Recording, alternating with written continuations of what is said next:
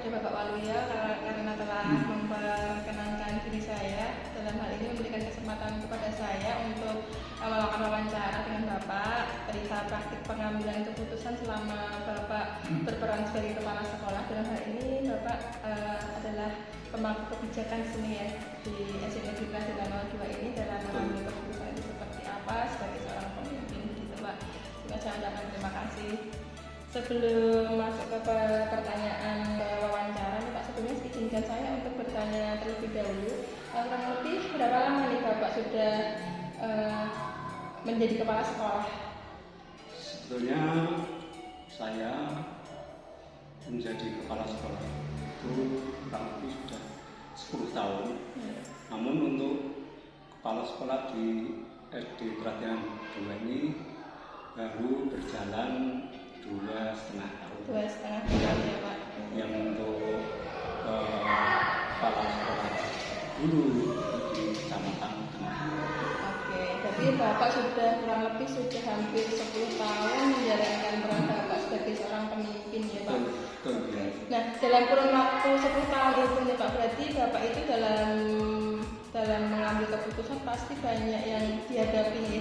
Dalam hal itu maksudnya kasus-kasus yang banyak dilemanya, maksudnya dalam arti tentang nilai-nilai kebajikan yang bersanding ketika Bapak dihadapkan dengan masalah itu. Terus apakah kasus itu berkaitan dengan moral dari siswa maupun Bapak Ibu guru yang Bapak pimpin di situ, mungkin seperti itu. Nah, di sini tuh saya tertarik gitu Pak, bagaimana Bapak itu bisa mengambil keputusan, bagaimana ketika Bapak Waluyo itu dihadapkan dengan pengambilan keputusan yang mana kasus itu dihadapkan dengan dilema etika ketika ada nilai-nilai kebajikan yang disandingkan di situ sama-sama benar, ataupun dari kasus yang mana Bapak dihadapkan dengan nilai moral di situ. Nah, di sini mungkin saya ingin tahu bagaimana Bapak melaksanakan peran Bapak sebagai kepala sekolah dalam mengambil keputusan tersebut. Seperti itu ya Kak. Nah, untuk menyingkat waktu nih Pak, mungkin selama ini ketika Bapak menjalankan peran sebagai kepala sekolah atau menjadi seorang pemimpin, itu bagaimana Bapak bisa mengidentifikasi kasus-kasus yang Bapak hadapi itu termasuk dilema etika atau bujukan moral? Kurang lebih seperti itu, bagaimana Bapak? Iya, terima kasih Bu Yanti. Sebetulnya saya mengucapkan terima kasih atas berkenan Mbak Yanti mempertemukan kami di sini, yaitu untuk mengadakan wawancara.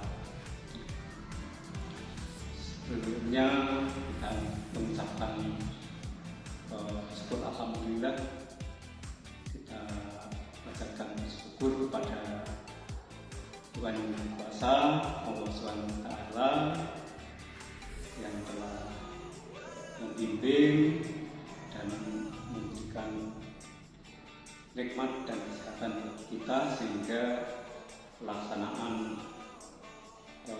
kegiatan Bu Yanti di siang ini nanti bisa berjalan dengan lancar, sukses, dan terkendali tanpa ada rintangan suatu apa.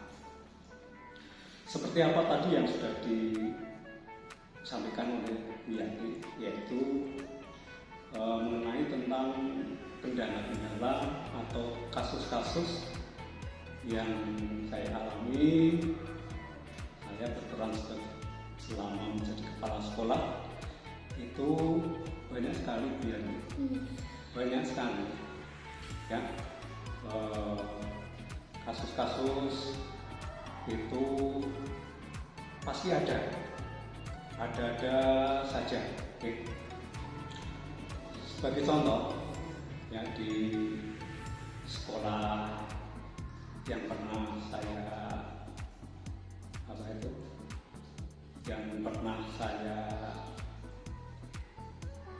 baik atau saya diberi tugas di sekolah tersebut ya, itu contohnya ya, di kelas-kelas itu tidak hanya di kelas 6 saja, Bu. Mungkin kasus-kasus itu terjadi setiap kelas itu ada. Iya, Ya. betul sekali, Pak. Namun saya mengambil suatu contoh di kelas 5. Di kelas 5 itu saya menemukan kasus yaitu bahwa anak itu sebenarnya pandai ya untuk pembelajarannya, IQ-nya itu juga dikategorikan anak itu mampu pandai ya. Namun pada saat itu mengalami ya sakit-sakitan.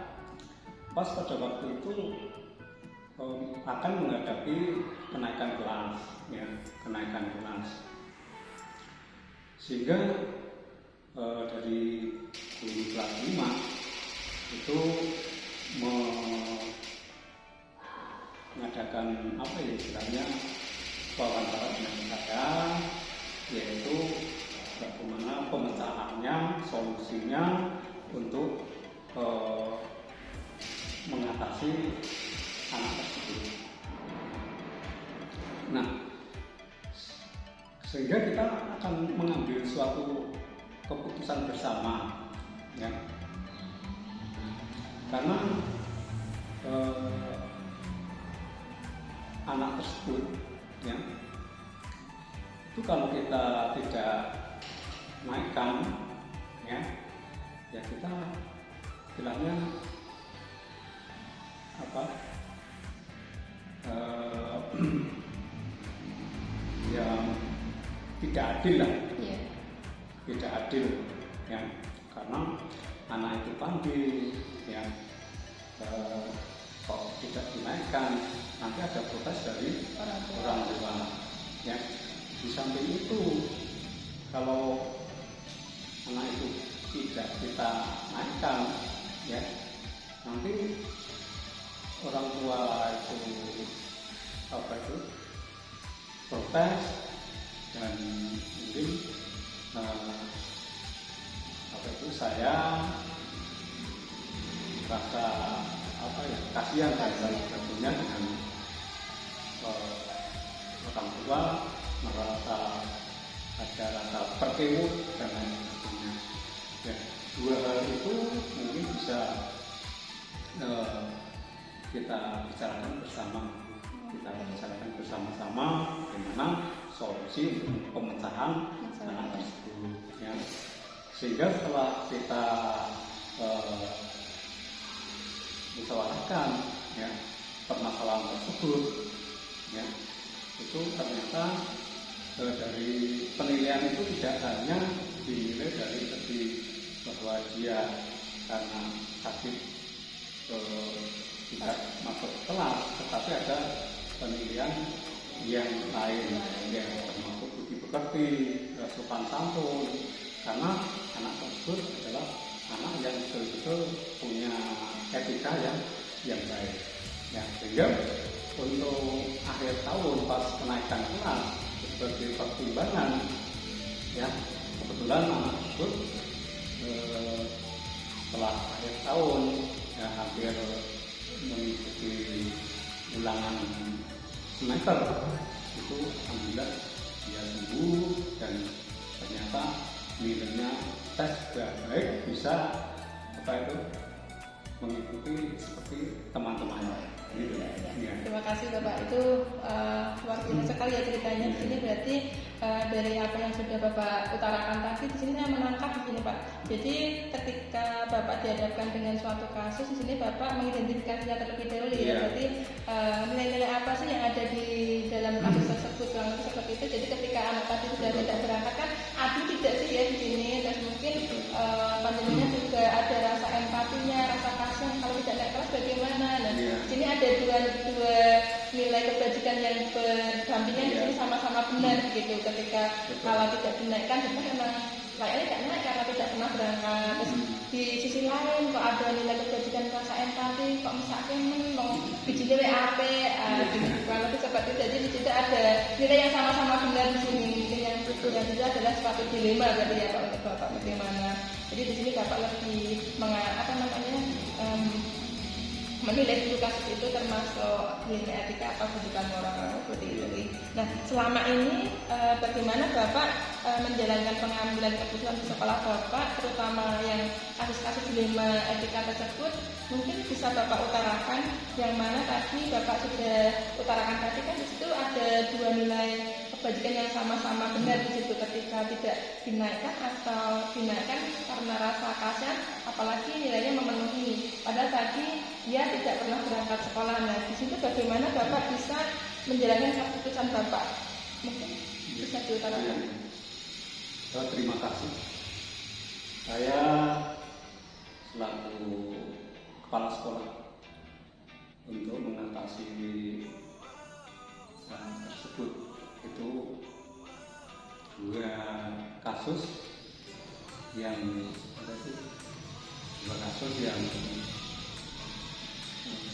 sama, ya, dua kasus yang sama itu sangatlah tidak mudah ya bagi kami.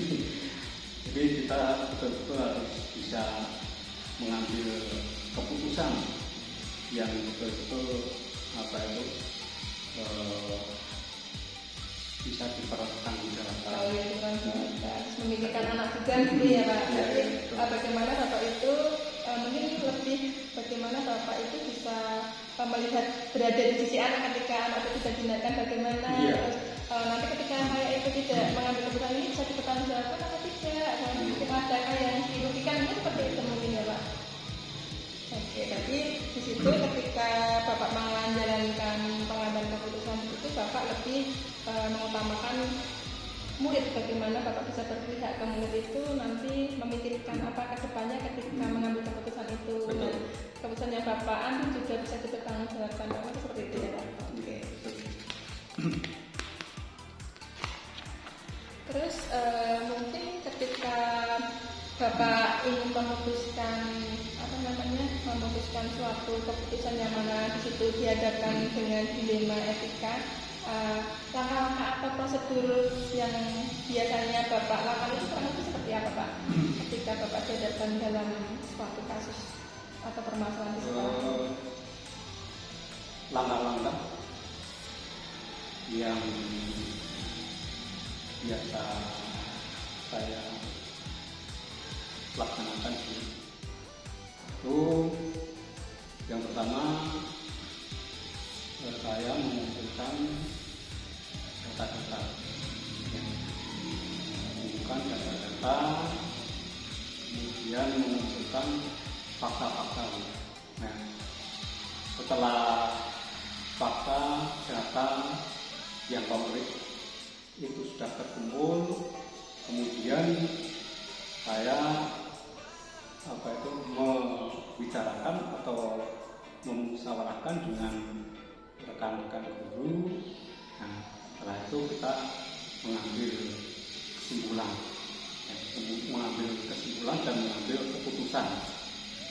Nah, untuk tahap yang akhir adalah mengadakan refleksi. Ya, kita refleksi bersama atas data-data yang sudah terkumpul tadi, sudah saya kumpulkan, kemudian disoalkan bersama, kemudian kita refleksi bersama, ya, kita tarik kebenaran, ya, kita tarik kebenaran, ya.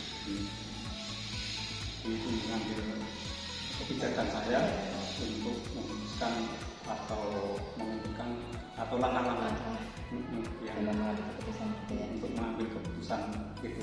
Oke. Jadi di sini ketika Bapak dihadapkan dalam suatu kasus atau dilema di sekolah yang Bapak pimpin, di sini Bapak sudah mengutarakan ada beberapa langkah tadi yang seperti yang Bapak utarakan. Yang pertama, fakta-fakta yang terjadi itu seperti apa, seperti itu ya. Bapak kumpulkan terlebih dahulu, terus mengumpulkan mungkin yang terkait dari kasus itu siapa saja. Di sini mungkin Bapak akan dikumpulkan dulu, terus baru nanti dimusyawarahkan langkah terbaiknya seperti apa gitu ya. baru mengambil kesimpulan. Setelah mengambil kesimpulan dan mengambil keputusan apa yang terbaik, baru nanti ketika sudah dilaksanakan keputusan itu direfleksikan kembali apakah nanti kedepannya akan seperti apa gitu ya. Jadi direfleksikan ya. Oke, baik sekali Bapak. Nah, dari langkah-langkah yang telah Bapak utarakan tadi itu mungkin yang Bapak anggap efektif dalam pengambilan keputusan itu dalam kasus-kasus dilema etika itu kurang lebih seperti apa Pak? Yang dianggap efektif bagi Bapak dalam menghadapi kasus dilema etika yang mana tadi ada dua nilai yang saling berdampingan sama-sama benar tadi, ya kan? Tapi kan ada kasus di kelas 5 yang tidak pernah, yang tadi jarang berangkat sekolah karena sakit, akhirnya dia dalam berbulan-bulan tidak berangkat, terus di mana Bapak harus ketika dihadapkan dengan aturan memang harus tinggal kelas, tapi ketika Bapak dihadapkan ketika Bapak itu paradigmanya dari rasa empati, nah itu Bapak akan ada rasa welas asih kepada anak tersebut. Nah di situ dari ketika Bapak mengambil keputusan ketika dihadapkan dengan kasus-kasus yang dilema etika seperti contoh yang telah Bapak utarakan tadi, mungkin ada langkah-langkah yang selama ini Bapak, hal-hal yang Bapak anggap efektif itu dalam pengambilan keputusan seperti apa? Iya, untuk ini masalah ada kaitannya dengan kasus semua kasus dan permasalahan yang terjadi di sekolah-sekolah ya. Karena memang kita sudah dijadikan kepala sekolah itu harus bisa betul-betul bisa mengambil keputusan yang bijaksana ya. Keputusan yang bijaksana, kemudian keputusan itu ya betul-betul harus istilahnya tidak tanggung-tanggung untuk memutuskan suatu kesepakatan bersama ya gitu. Nah, kita harus betul-betul bisa mendefinisikan ya permasalahan itu dengan seksama dan baik. Oke, berarti di sini ketika pengambilan keputusan itu efektif itu ketika Bapak bisa mengambil keputusan yang bijaksana, mungkin seperti itu ya. Jadi tidak ada yang tidak dirugikan di situ, sama-sama untung begitu ya, meminimalisasi apa ya yang akan terjadi ketika keputusan itu diambil, tidak ada yang dirugikan, itu seperti itu. Ya kadang-kadang kita sudah bisa atau mengambil kesimpulan ya, sudah bisa memecahkan permasalahan itu ya. Tetapi setelah selesai itu kadang-kadang ada timbul ada pihak yang mungkin kurang berkenan ya, kurang berkenan, ada pihak yang kurang berkenan, ada pihak yang merasa dirugikan jadi tapi ya bagaimana ya untuk masalah ini ya efektifnya yang bijaksana mungkin ya. Oke Bapak.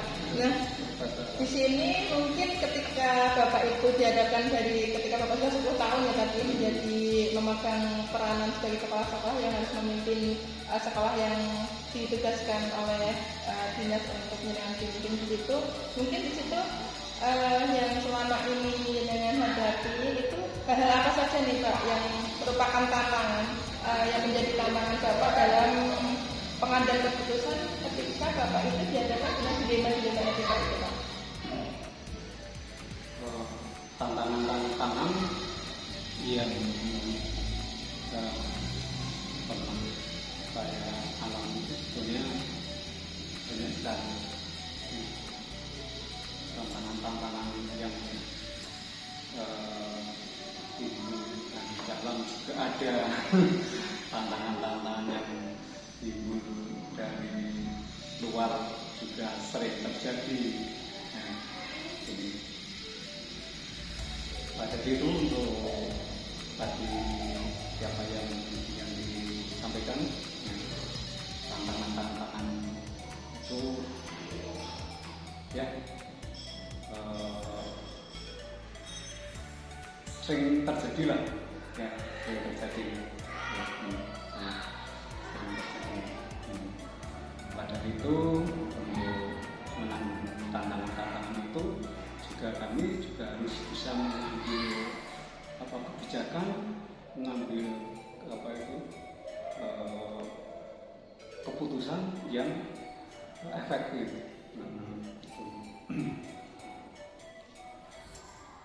Mungkin lebih bisa diutarakan Pak, tantangan yang seperti dari dalam itu seperti apa, terus tantangan yang dari luar itu seperti apa, ini kurang lebih seperti apa ini Pak? Tantangan dari dalam itu ya mungkin rasa bersalah mungkin, Salah bimbang gitu rasa ya. bersalah. Kemudian itu karena praduga tak bersalah, ya, praduga tak bersalah, ya, kadang-kadang menduga-duga belum tahu kebenarannya, aku sudah diekspos pada teman yang lain, padahal itu belum tahu kebenarannya. Ya, kemudian tantangan dari luar itu banyak sekali, mungkin bisa juga dari murid itu sendiri juga. Kadang-kadang murid itu juga ya, apa yang dialami sekolah itu disampaikan pada orang tua, sehingga permasalahan sekolah yang muridnya itu laporan pada orang tua itu belum benar. Kadang-kadang orang tua datang ke sekolah atau menegur guru lewat HP dan sebagainya. Jadi di sini dari apa yang saya tangkap dari yang diceritakan Bapak tadi, ketika tantangannya Bapak hadapi itu malah kalau dari dalam diri Bapak itu kayak rasa bersalah gimana ketika mengambil keputusan itu. Nah, kalau yang dari luar mungkin dari orang-orang yang terdekat atau di ruang lingkup yang ada dalam kasus tersebut mungkin belum jadi keputusan apa sudah diceritakan tentang mendapat konflik dari luar gitu ya Pak. Nah, begini Pak, ketika Bapak itu sudah dihadapkan dengan kasus yang dihadapkan dengan dilema etika itu, apakah Bapak itu ada jadwal tersendiri mungkin ketika membuat keputusan, ataukah Bapak itu lebih langsung di tempat menyelesaikannya, ataukah Bapak ada bentuk atau prosedur tertentu ketika ingin menyelesaikan itu, begitu Pak? Seperti apa? Ya, terima kasih. Ya. Itu tergantung dari situasi dan kondisi. Kalau memang masalah itu segera kita tangani, ya pada waktu atau saat itu juga kita tangani, ya, karena itu sangat urgent sekali, ya, sangat harus tangani. Namun kalau itu ya tidak harus ditangani, kita harus mengumpulkan fakta-fakta atau data-data dulu, kemudian untuk lain kali kita usahakan bersama dan diadakan tanpa minta bantuan dari rekan-rekan. Ya, kita tidak lepas dari permusyawaratan rakyat, musyawarah. Bijaksana sekali nih ya Bapak ya. Berarti ketika Bapak dihadapkan dengan suatu kasus yang mana di situ ada dihadapkan dengan dilema etika, Bapak akan melihat situasinya terlebih dahulu, urgent atau tidak. Seperti itu, ketika urgent berarti harus diselesaikan pada saat itu juga, di tempat itu juga. Tapi ketika masih ada waktu, berarti Bapak menyelidiki terlebih dahulu fakta-faktanya seperti apa dulu, baru dimusyawarahkan bersama rekan-rekan yang ada di sekolah. Seperti itu ya Pak. Betul.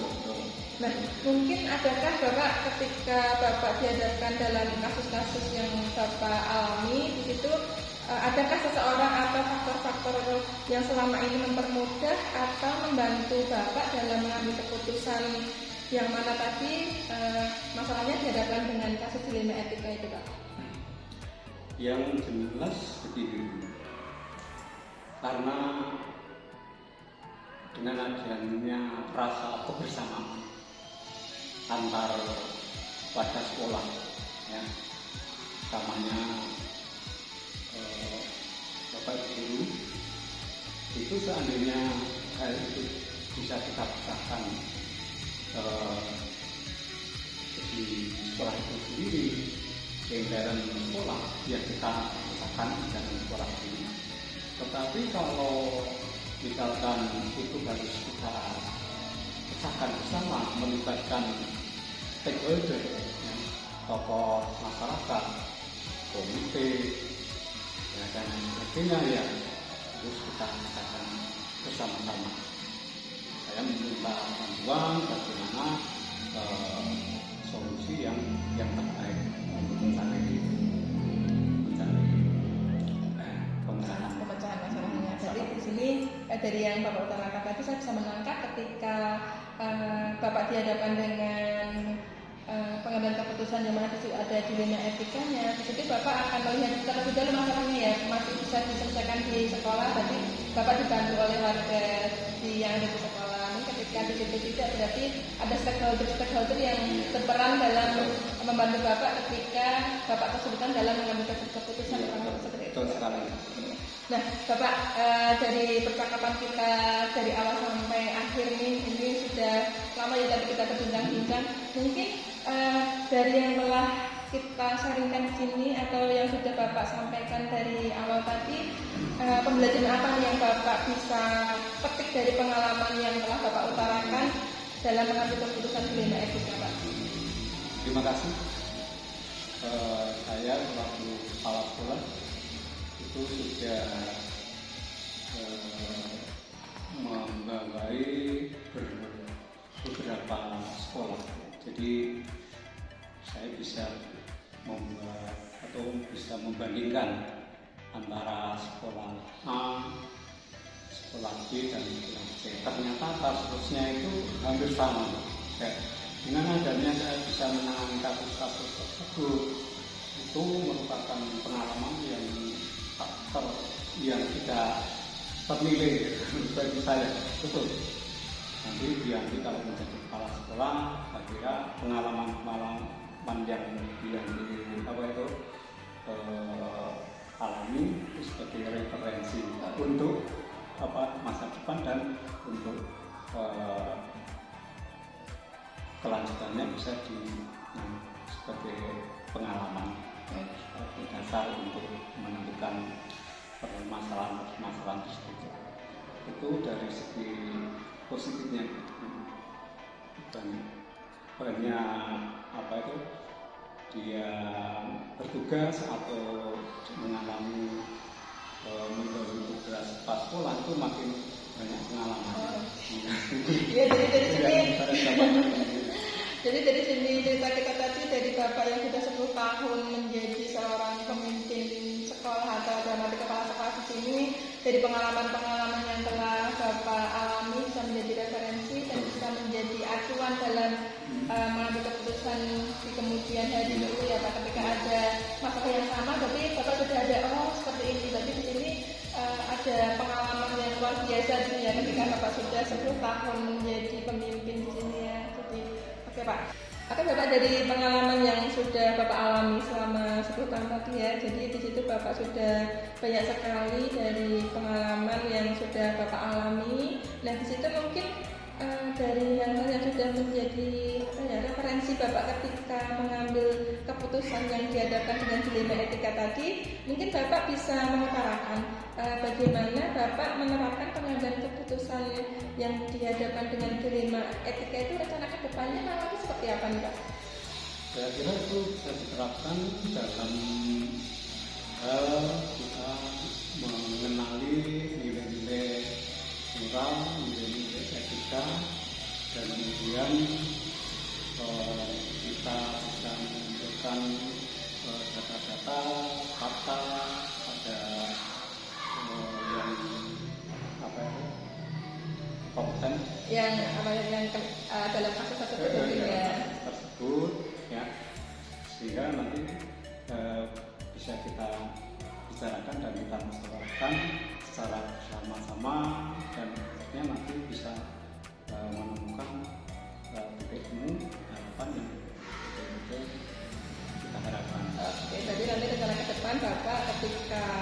sebelum ingin mengambil suatu keputusan yang dihadapkan dalam suatu dilema etika di situ, Bapak akan mengenali dulu nilai-nilai yang ada di dalam kasus itu, apa yang kesampingan apa, terus baru nanti setelah fakta-faktanya ada, terus meminta Bapak Ibu guru mungkin ya, di situ diminta Bapak kumpulkan, terus dimintai dalam arti dimusyawarahkan gitu ya, terus baru diambil keputusan yang baik itu seperti apa sih, mungkin seperti itu.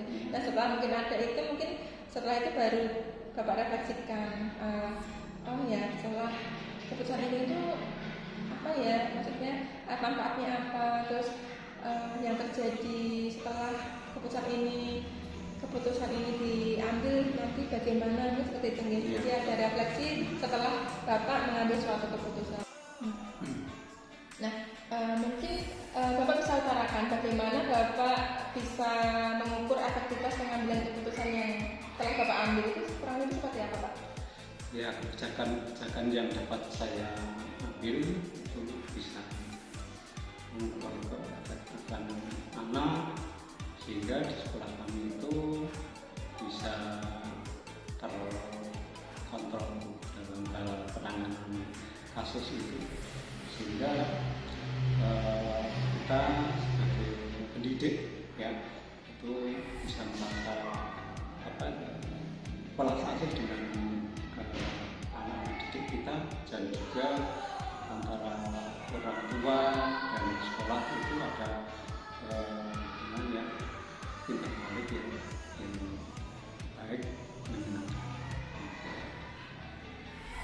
Oke, berarti di sini untuk efektivitas di sini mungkin lebih berpihak kepada anak mungkin ya, jadi dan bisa dipertanggungjawabkan ketika keputusan itu diambil itu tidak ada protes dari luar, dari orang tua, seperti itu ya Pak. Oke Bapak, mungkin sudah di akhir sesi wawancara nih Pak. Sebelumnya saya di siang hari ini saya ucapkan terima kasih kepada Bapak karena telah berkenan berbagi sharing pengalaman selama 10 tahun menjadi seorang kepala sekolah dan memimpin memimpin sekolah yang mana Bapak sudah ditugaskan dari beberapa SD, yang mana itu sudah memberikan pengalaman yang luar biasa dan menjadikan referensi Bapak ketika mengambil sebuah keputusan. Di situ Bapak sudah banyak sekali makan asam garam sebagai seorang pemimpin mungkin ya di sini. Terima kasih sekali, dan di sini mungkin banyak hal Pak yang bisa saya ambil, saya pelajari, saya modifikasi dalam arti di sini banyak sekali ilmu yang Bapak berikan di sini yang akan saya terap nanti dalam arti bagaimana saya mengambil keputusan. Mungkin di sini akan menjadi pemimpin pembelajaran mungkin ya, karena saya hanya sebagai seorang guru kelas, dan mungkin dari hal yang sudah Bapak utarakan saya bisa menerapkan di kelas saya. Terima kasih Bapak atas waktunya. Bila ada salah kata ketika saya melakukan wawancara dengan Bapak, saya mohon maaf yang sebesar-besarnya. Sama-sama, Bu Yanti. Assalamualaikum warahmatullahi wabarakatuh. Waalaikumsalam warahmatullahi wabarakatuh.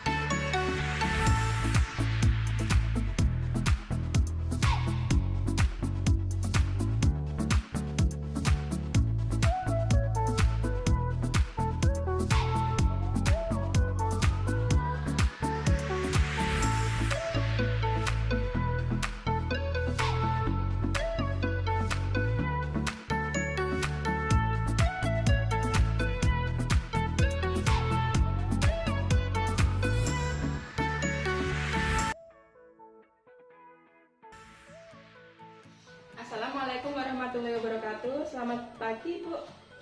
Waalaikumsalam warahmatullahi wabarakatuh. Selamat pagi juga Bu Yanti. Bagaimana kabarnya hari ini Bu Sedia? Alhamdulillah sehat-sehat. Bu Yanti bagaimana?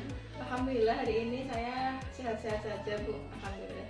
gimana, apa ada yang bisa saya bantu untuk hari Oke, ini? ya. Sebelumnya saya ucapkan terima kasih ya Ibu karena sudah berkenan meluangkan waktu dari kesibukan Ibu sebagai seorang pemimpin. Di sini pasti banyak sekali agenda yang akan dilaksanakan. Di sini Ibu sudah menyediakan waktunya kepada saya untuk memberikan kesempatan untuk saya dalam melakukan wawancara di sini perihal Ibu dalam pengambilan keputusan selama menjalankan peran Ibu sebagai kepala sekolah itu seperti apa sih begitu Bu?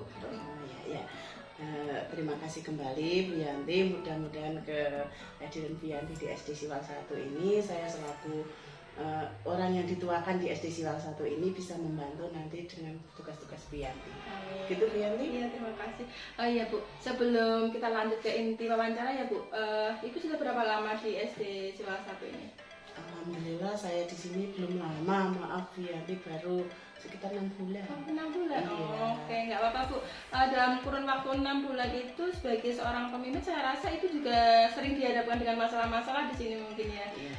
Dalam mengambil keputusan pasti Ibu sering dihadapkan dengan kasus-kasus yang mana Ibu itu dihadapkan dengan masalah-masalah yang mana ada nilai-nilai kebajikan yang saling berdampingan di situ. Terus ada kasus-kasus yang membuat Ibu itu berpikir benar atau salah ya begitu.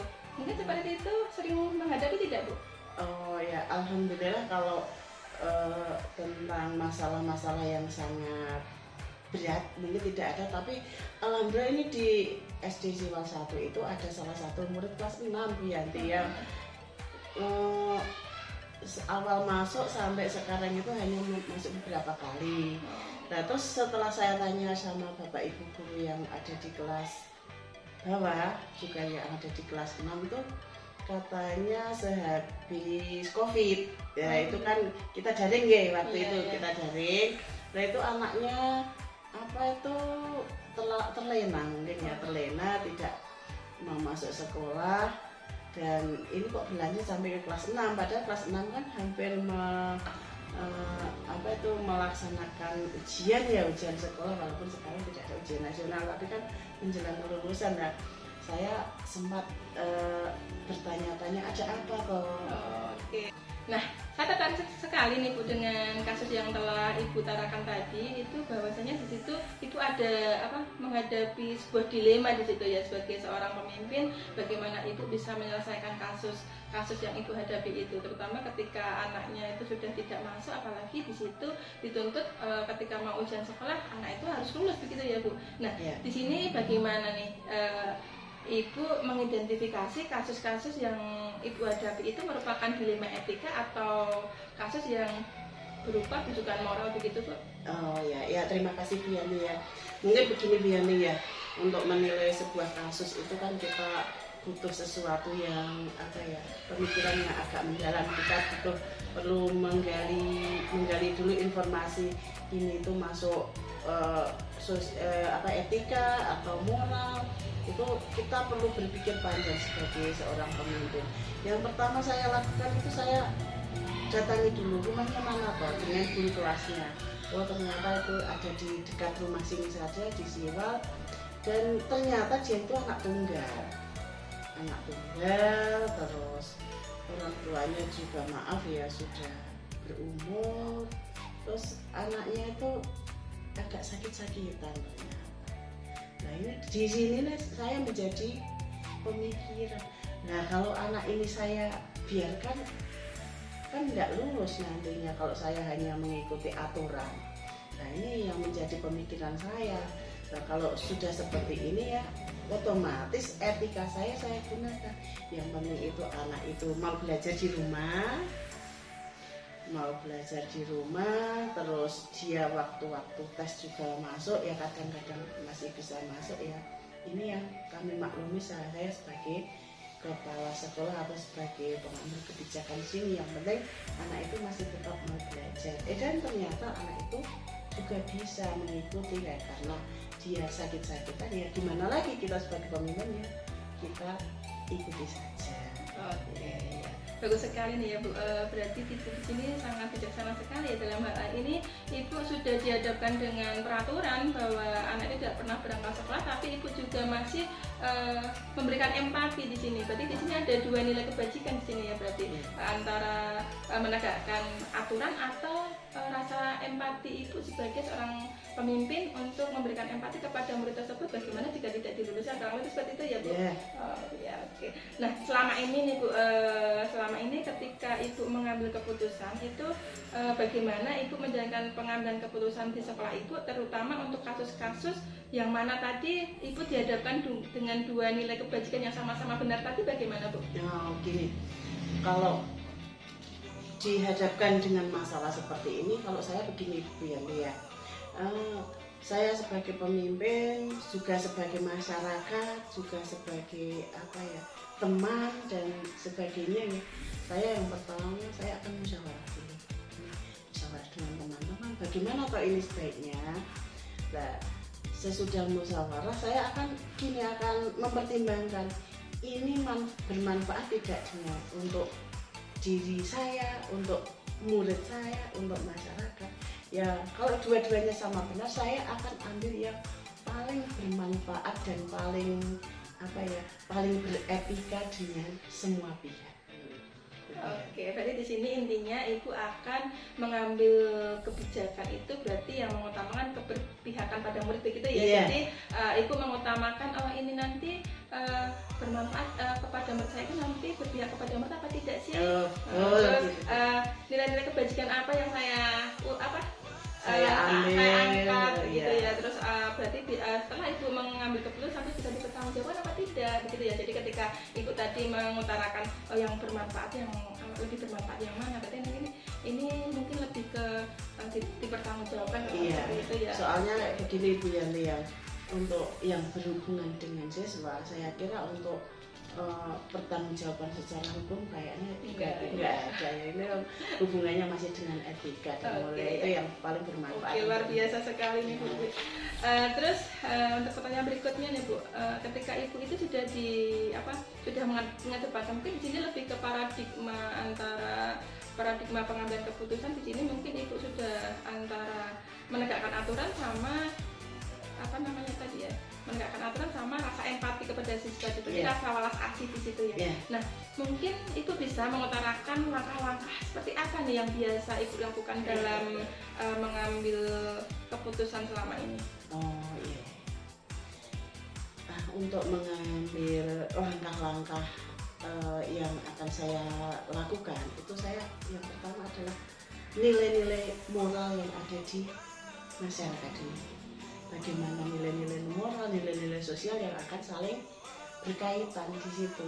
Nah, kalau seperti kasus tadi nilai etika, ini kan kasihan karena anak itu sakit dan dia berhak mendapat pendidikan ya.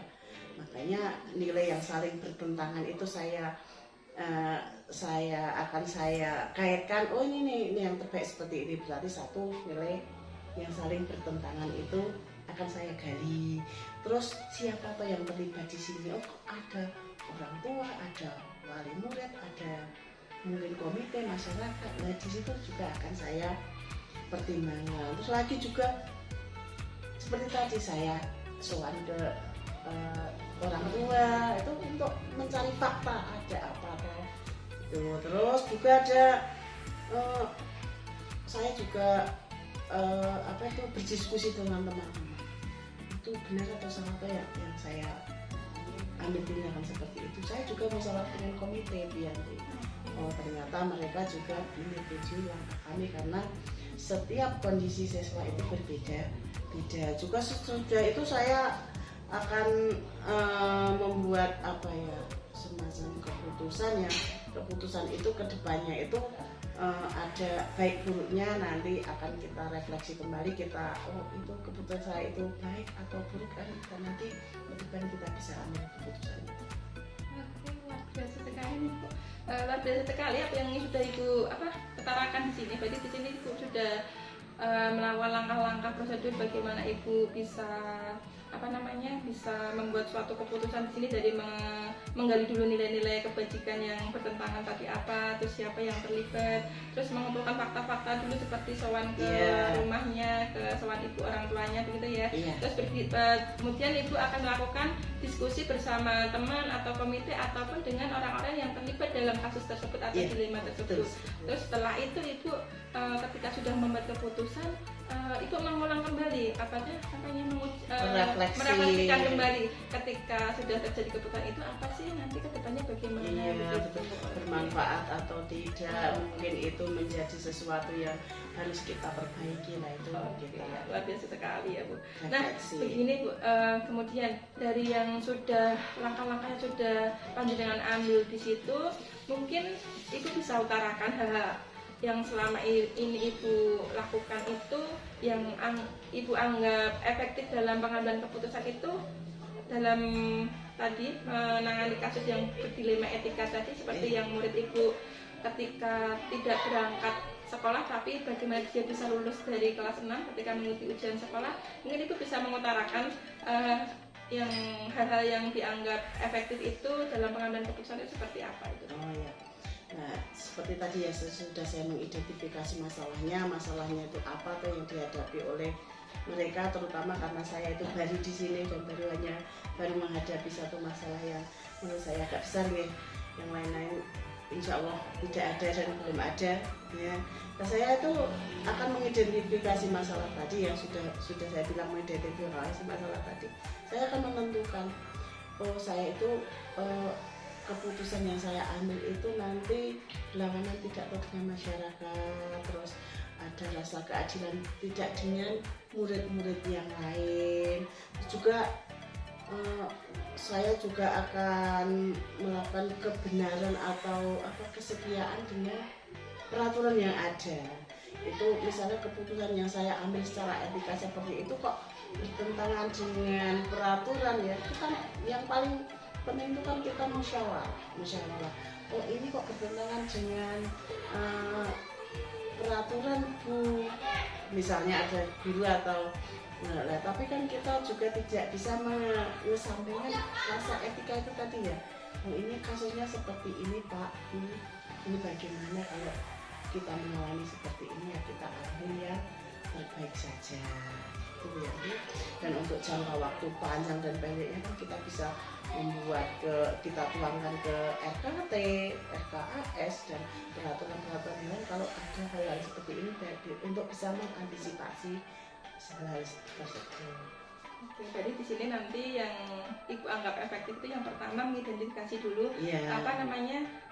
kasus itu termasuk dilema etika apa termasuk moral, kurang lebih itu dulu ya. Yang kedua tadi ibu melakukan diskusi bersama rekan atau dengan guru lainnya, apakah ini itu benar atau salah sih begitu ya. Terus yang terakhir berarti menguji keputusan yang sudah ibu ambil itu nanti untuk sebagai bahan refleksi ketika ada kasus yang mirip sama nanti agar kedepannya ibu bisa mengambil keputusan yang lebih bijaksana lagi seperti itu. Seperti itu ya.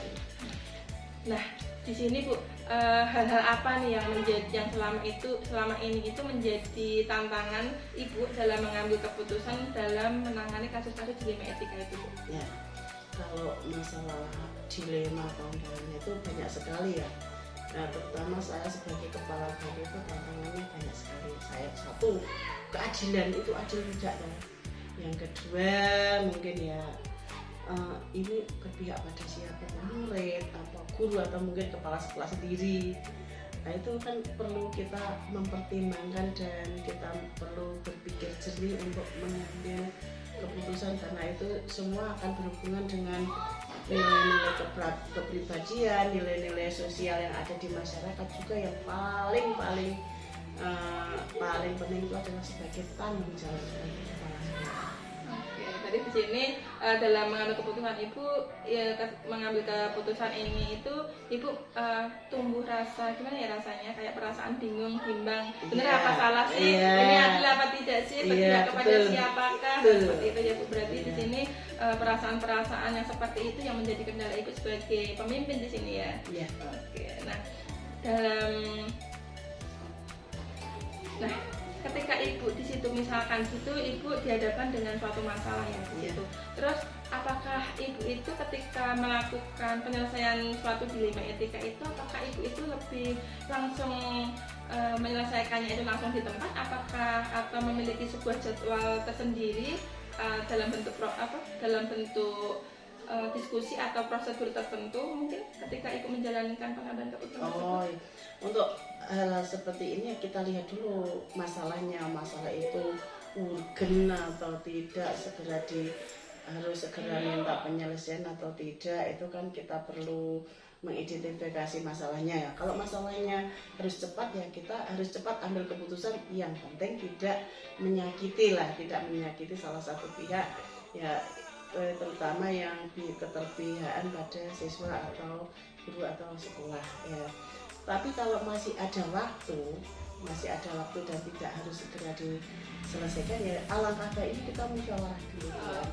Berarti kalau saya ambil keputusan seperti itu, kalau masih ada waktu paling tidak sehari, kita pasti musyawarah dulu dengan dewan guru, kalau bisa juga dengan komite. Oke, luar biasa sekali ya, Ibu sangat bijaksana di sini. Berarti ketika ada kasus dilema etika yang mana itu urgent, berarti Ibu langsung mengambil keputusan pada saat itu juga. Tapi misalkan itu masih ada waktu untuk menyelesaikannya, Ibu lebih ke mendiskusikannya terlebih dahulu mungkin ya dengan siapa sih yang terlibat dalam kasus tersebut, mungkin seperti itu. Oke ya. Nah, di sini dalam hal ini berarti ketika ibu menghadapi suatu kasus yang dihadapkan dengan dilema etika itu, apakah selama ini itu apakah ada ibu yang mempermudah atau membantu ibu dalam menyelesaikan masalah itu? Banyak sekali Bu Yanti, karena saya di sini sebagai orang, saya tidak menganggap saya sebagai pimpinan, tapi saya cenderung saya sebagai orang yang bertanggung jawab di sini ya. Saya tuh banyak sekali yang membantu saya di sini, yaitu satu terutama para dewan guru, terus komite. Nah kalau sudah urgent sekali saya minta bantuan kepada pengawas ataupun masyarakat sekitar atau tokoh masyarakat. Oke, tokoh masyarakat. Oke, berarti di sini Ibu sangat menjunjung tinggi kolaborasi berarti di sini ya. Berarti Ibu melibatkan dewan guru, komite, pengawas atau bahkan sampai ke pengawas sekolah ya. Oke. Nah, di sini mungkin dari perbincangan kita dari tadi ya Bu, pembelajaran apa nih yang Ibu petik dari pengalaman ketika kita tadi sudah berbincang-bincang sejak awal tadi? Mungkin ada sesuatu yang bisa dipetik dari percakapan atau pengalaman yang telah kita perbincangkan tentang keputusan dilema etika ini tadi? Ini dari bincang-bincang kita tadi ya, cuma sharing-sharing kita tadi yang bisa banyak sekali mengambil keputusan, terutama gini, untuk dilema etika, yang namanya etika dalam masyarakat itu kan kita mengedepankan hati, mengedepankan perasaan, mengedepankan nilai-nilai moral yang ada di masyarakat. Kalau itu baru nilai-nilai etika, kita akan ambil sesuatu yang menguntungkan berbagai pihak yang kira-kira baik. Tapi kalau sudah mencakup mungkin kalau nilai moral dan itu berhubungan dengan hukum ya itu tidak bisa diganggu gugat. Nah, dari bincang-bincang kita tadi kan kita bisa ambil kesimpulan bahwa saya sebagai pemimpin, mungkin kedepannya nanti Bu Yani juga sebagai pemimpin, kita harus sangat bijaksana untuk menentukan seperti itu. Oke, berarti di sini Ibu berarti memilah dulu ya, mana yang dilema etika, mana yang moral. Terus nanti ketika ada dilema etika berarti Ibu lebih mengutamakan yang keberpihakan pada murid, mana yang saling menguntungkan dan tidak merugikan salah satu pihak di situ. Terus nanti ketika kalau itu termasuk bujukan moral, berarti di situ memang Ibu harus memang benar-benar menegakkan aturan di situ ya. Oke. Nah, di sini mungkin Ibu bisa mengutarakan rencana ke depan Ibu itu seperti apa di akhir percakapan kita ini? Rencana ke depan ya nanti kita musyawarah dengan para dewan guru terutama ya. Kalau bisa nanti kita masukkan ke visi misi atau mungkin masuk ke RKT. Kalau ke depan kalau kita mengalami hal-hal seperti ini, apakah peraturan yang akan kita buat yang kira-kira itu keterpihakan pada siswa. Oke. Berarti di sini rencana ke depan yang akan Ibu laksanakan berarti nanti Ibu akan dengan apa namanya tadi ya, dari pengalaman yang telah Ibu alami ketika membuat keputusan yang dihadapi dengan dilema etika atau bujukan moral itu nanti berarti menjadi bahan pertimbangan Ibu ketika nanti dalam penyusunan visi misi dan RKP ini seperti itu ya. Jadi apakah nanti aturan-aturan itu nanti apakah kemudian nanti bisa digunakan atau tidak, atau nanti ketika anak-anak nanti melakukan seperti ini ada antisipasinya, kurang lebih seperti itu ya Bu. Iya. Oke. Terima kasih Bu. Ini mungkin cukup sekian dari apa yang sudah kita perbincangkan hari ini, yaitu pagi hari ini, dari hal-hal yang saya perlukan dalam pengambilan keputusan Ibu selaku pemimpin di sini, yang berperan sebagai kepala sekolah, yang mana sebagai pemangku kebijakan dalam pengambilan keputusan di sini. Terima kasih sekali Ibu karena sudah mau berbagi, mau sharing, berbagi pengalaman dengan saya. Mungkin di sini dari apa yang telah Ibu utarakan dari awal sampai akhir ini banyak sekali ilmu yang saya serap di sini Bu. Terima kasih ya Bu. Sama-sama Bu Yanti, semoga ke depan Bu Yanti menjadi pemimpin yang luar biasa. Amin.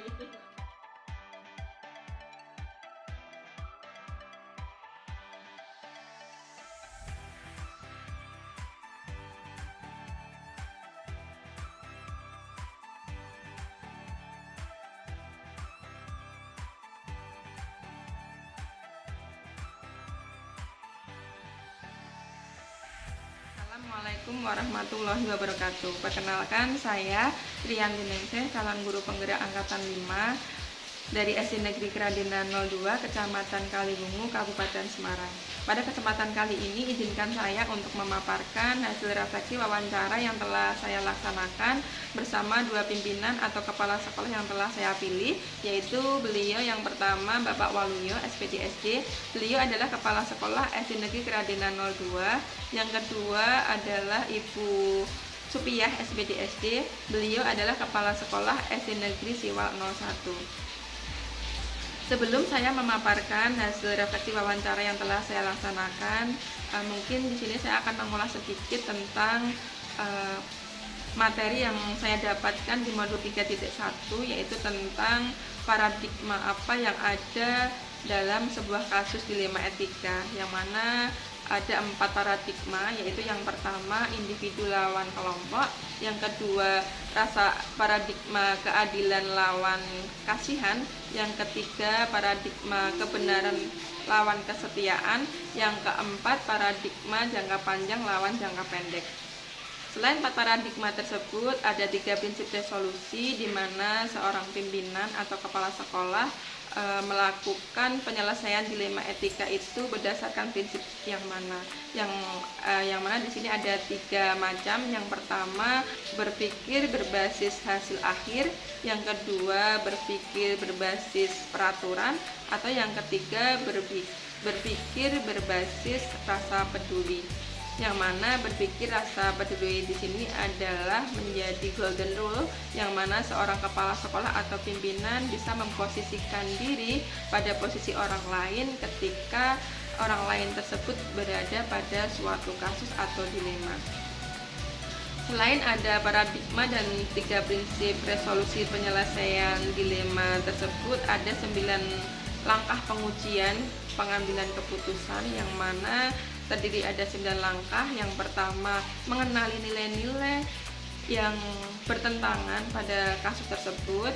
Yang kedua, menentukan siapa saja yang terlibat pada kasus tersebut. Yang ketiga, mengumpulkan fakta-fakta yang berkaitan dengan kasus atau dilema yang terjadi. Yang keempat, pengujian benar atau salah.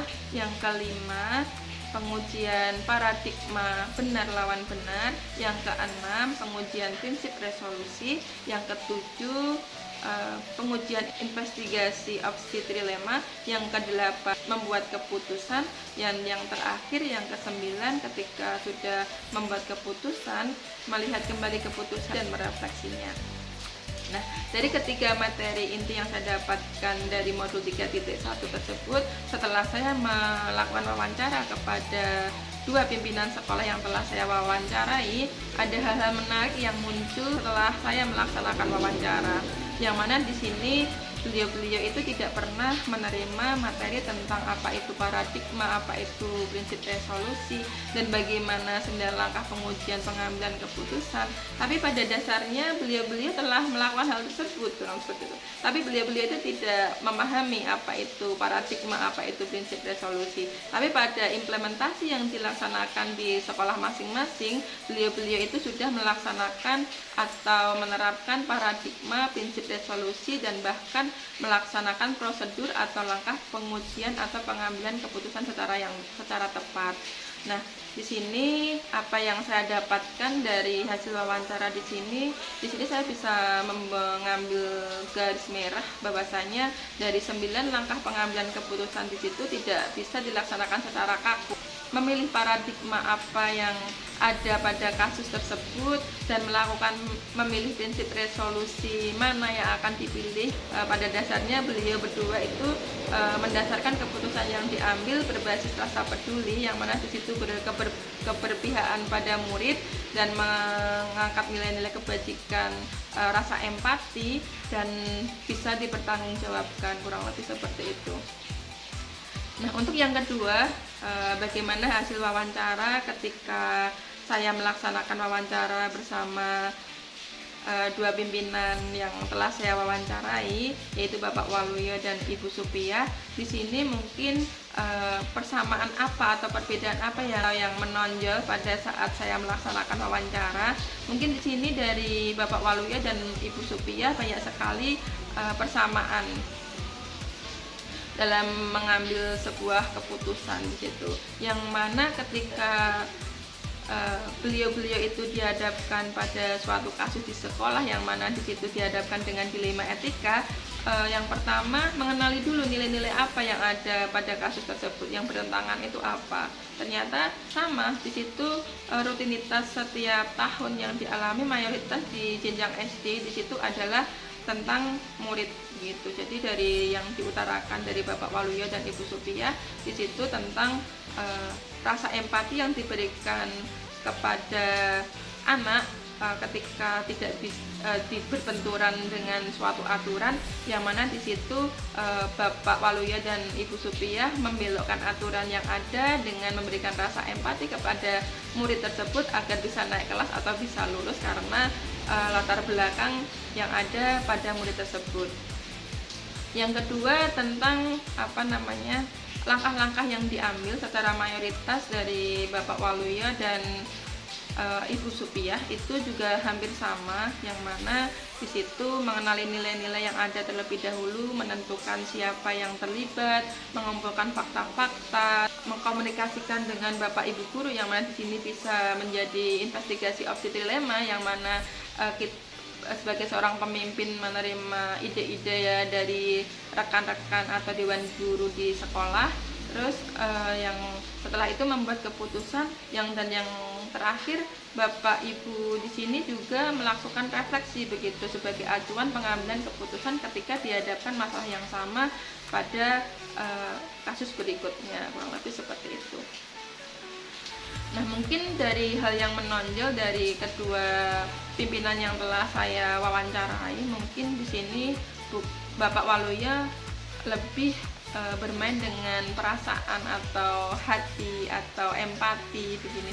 Jadi ketika beliau itu karena sudah lama menjadi kepala sekolah, mungkin sudah terlalu lama makan asam garamnya menjadi seorang pemimpin di situ. Jadi beliau itu lebih bermain dengan hati dan lebih berpengalaman ketika beliau menghadapi suatu masalah yang dihadapkan dengan dilema etika di sekolah beliau. Nah, yang mungkin ketika Bu Supia di sini merupakan kepala sekolah angkatan baru 6 bulan menjadi kepala sekolah, mungkin pengalaman ketika beliau dihadapkan kasus atau dilema yang ada di sekolah beliau mungkin baru sedikit begitu. Jadi di sini Bu Supia di sini masih bisa menegakkan sebuah aturan atau moral yang ada begitu. Nah, berikutnya bagaimana dari dua pimpinan tersebut mengukur efektivitas pengambilan keputusan.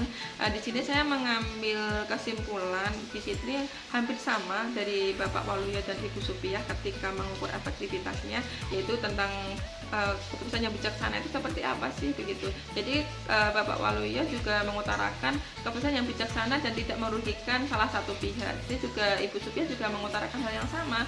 Jadi dari kedua beliau ini dari efektivitas itu keputusan yang diambil itu sebijaksana mungkin dan tidak ada salah satu yang dirugikan, dan tidak lupa menjunjung tinggi nilai-nilai keberpihakan pada murid, menjunjung tinggi nilai-nilai kebajikan di sekolah, dan keputusan yang diambil itu dapat dipertanggungjawabkan. Nah, setelah saya melaksanakan wawancara bersama dua pimpinan sekolah yang luar biasa di sini, mungkin kedepannya saya akan mengimplementasikan apa ilmu yang telah saya peroleh dari saya mempelajari modul 3.1 tentang 4 paradigma yang ada pada suatu kasus dilema etika. Terus yang kedua tentang bagaimana prinsip resolusi yang akan kita pilih dalam mengambil keputusan, dan tidak lupa juga ketika saya mengambil keputusan saya akan mengedepankan atau tidak melupakan 9 langkah pengambilan keputusan dan pengujian pengambilan keputusan begitu. Jadi ketika saya dihadapkan dengan kasus dilema etika, saya akan melakukan pengujian pengambilan keputusan yang terdiri dari 9 langkah. Yang pertama, mengenali nilai-nilai yang bertentangan terlebih dahulu. Yang kedua, menentukan siapa yang terlibat dalam kasus tersebut. Yang ketiga, mengumpulkan fakta-fakta yang berkaitan dengan kasus atau dilema yang terjadi. Yang keempat, melakukan pengujian benar atau salah keputusan yang diambil. Yang kelima, melakukan pengujian paradigma yang saya pilih. Dari keempat paradigma yang ada, paradigma mana yang cocok atau paradigma mana yang ada dalam kasus tersebut. Yang keenam, memilih prinsip resolusi yang paling tepat. Terus yang ketujuh, mengkomunikasikan dengan rekan guru lain atau kepala sekolah, mungkin di sini lebih ke investigasi opsi dilema. Yang kedelapan, membuat keputusan. Dan yang terakhir, tidak lupa juga ketika saya sudah membuat keputusan, saya akan merefleksikannya kembali untuk sebagai bahan acuan saya ketika nanti saya di kemudian hari dihadapkan dengan kasus yang sama. Dan kapan saya akan menerapkannya, mungkin akan secepatnya saya akan menerapkan atau mengimplementasikan ilmu yang saya peroleh pada modul 3.1 dan apa yang saya peroleh dari pengalaman dari kedua pimpinan yang telah saya wawancarai, bagaimana mengambil keputusan yang mana dihadapkan dengan dilema etika di sini. Saya akan secepatnya atau mulai saat ini juga saya akan mengambil keputusan dengan 9 langkah pengambilan keputusan dan melakukan pengujian pengambilan keputusan dengan mempertimbangkan paradigma yang ada pada kasus yang terjadi dan melakukan atau memilih prinsip resolusi yang tepat itu yang mana, dan saya akan mengambil keputusan yang efektif dan tepat sasaran itu seperti apa. Nah, di sini mungkin dari 3 hal yang saya pelajari, modul 3.1 ini, saya harapkan saya menjadi pemimpin pembelajaran yang bisa mengambil keputusan yang tepat sasaran dan efektif, yang menjunjung tinggi nilai-nilai berpihak pada murid, menjunjung tinggi nilai-nilai kebajikan, dan dapat dipertanggungjawabkan. Mungkin demikian refleksi yang saya sampaikan. Bila mana ada salah kata atau kata yang kurang berkenan, saya mohon maaf yang sebesar-besarnya. Billahi taufiq wal hidayah. Wassalamualaikum warahmatullahi wabarakatuh.